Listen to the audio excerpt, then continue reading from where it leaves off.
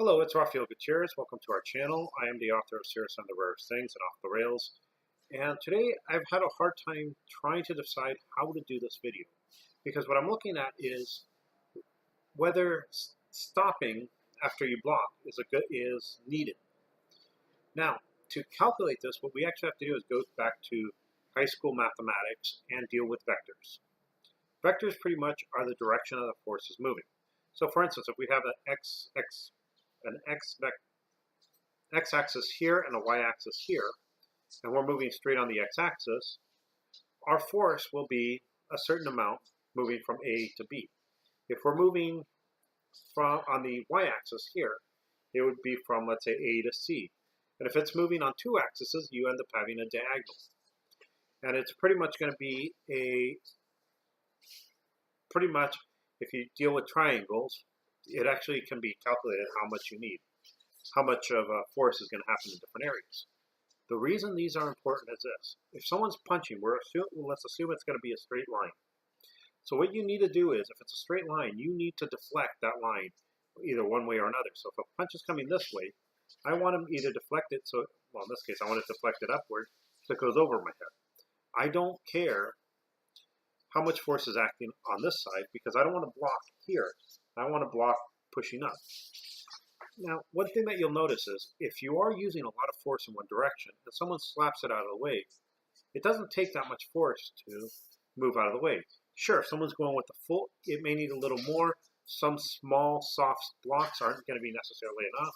So we need enough force to actually block it, to actually move the arm out of the way. But it's not going to be necessarily force coming here, stop it with force here.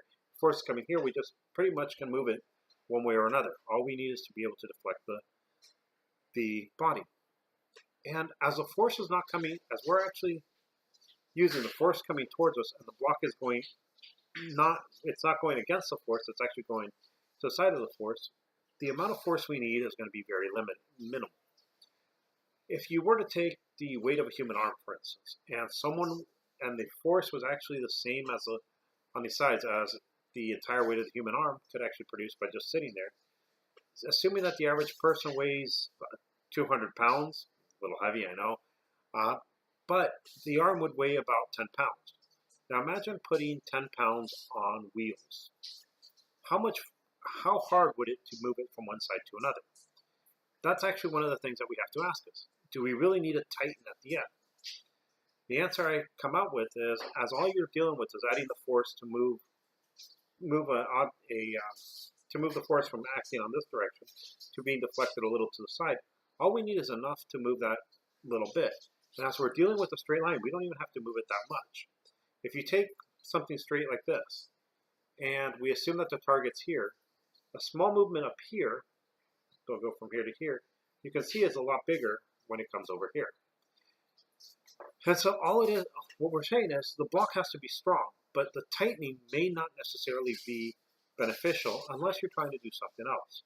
For instance, if you're doing a joint lock, that locking may be something that you want, so you hold it in place if that's what you're interested in. But when it comes to a block, it's not necessarily going to be, hey, there's a lot of force coming to me, I need a lot of force because I'm fighting force on force.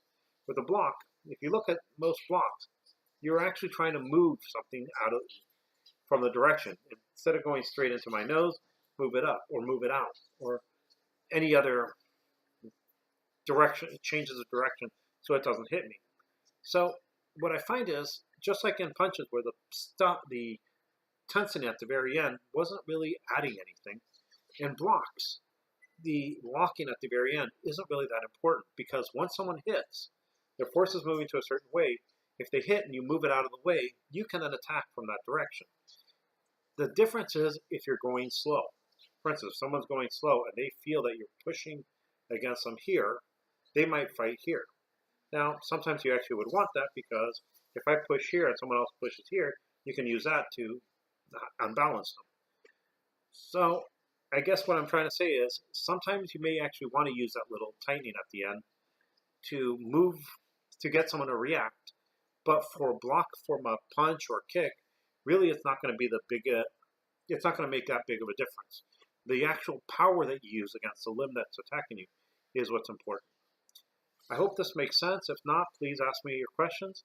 Uh, if you are interested in math and physics and you find that this is a little off, please let me know in the comments. Let me know what the formulas that I should have used to determine whether locking at the end is actually worth the block, or if it's better just to block and be able to come in. I do know that some people use that to start teaching beginners, so they finish the technique, so they don't do their block and finish here instead of come around here. But for the most part, if someone's completing the block, the tensing in at the end really isn't going to be that important, is what I was trying to say. I hope you enjoy this, and if you do and you want to support the channel, please consider buying one of the books, Off the Rails and Serious and the Rare Thing. If you bought the books and you've read it and you enjoy it, please leave a comment on my Amazon on the Amazon page where you can buy them, so people can actually see what I'm doing. And I hope you have a nice day.